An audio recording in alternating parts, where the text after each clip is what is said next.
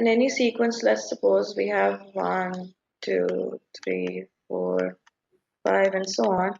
It goes on till the nth term, which is like we don't know what it will be because the sequence is going on infinitely, right? Unless and until like they tell us to stop at a specific point. So in case of Okay. infinite sequence, the last term would be the nth term. Okay. So in our question, they say that the nth term is, you can call it Tn equals to 2n plus 5.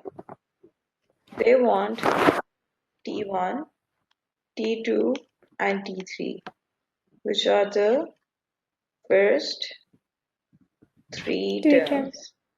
terms. So what you would do is, for T1, you would just substitute 1 instead of n. So 2 times 1 plus 5, Oh, 7. Then T2 would be 2 times 2 2, plus 5, which which is is 9. correct. Then T3, 2 times 3, 6, plus 5, 11. that's right. So that's the basic idea behind finding a specific term from an nth term. Clear? Okay. Okay. We have another Tn. Tn is 3n minus 1. Now we need the first four terms of the sequence. So what should we do? So 3 times 1 minus 1, Okay, which is 2. that's right.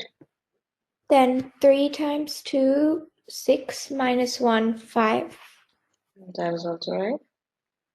Then 3 times 3 minus 1, which is 8. Mm-hmm. Then 3 times 4 minus 1, which is 11. That's right. Any questions about this so far? No.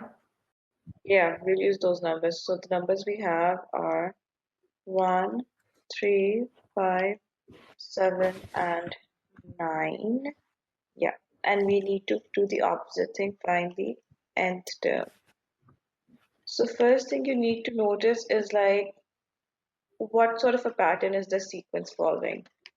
Is like a similar 2. number being what's happening, sorry? Yeah. Add plus 2. Add 2. That's right. So we're adding 2 to each consecutive number, correct? Yeah. So the thing is that what you need to remember is that whichever number is being added, you multiply that by n. Okay?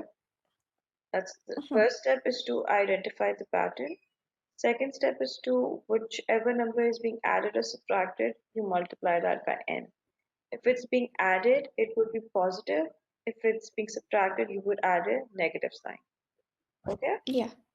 So since this is positive, so we keep it 2n. Now let's suppose we say that Tn is 2n. Okay? Okay. So if we use that as the nth expression, T1 would be 2 times 1, which is 2, 2. which is not 1, right? Yeah. T2 would be 2 times 2, which is 4. and not 3. So what's the difference between 1 and 2 and 3 and 4? You're adding 1. Yeah, but in the real sequence, it's like 1 less than each number, right? Yeah. So that means maybe Tn is 2n minus 1. So if we use this, T1 would be 2 times 1 minus 1, which equals to 1. 1. T2 would be 2 times 2. 4 and then minus and 3. Yeah. Did you get it? Yeah. So these are like a few basic steps that you can keep in mind when solving such questions. Okay? Okay. So we have this sequence with 6, 10, 14, 18, 22. As you mentioned, we're adding 4, right? Yeah. So what would be our nth term then? 4n. 4n? So if we Yeah. use 4n, T1 is,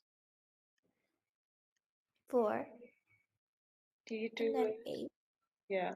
So what's the difference between T1 and T2 through 4n and the ones given in the sequence?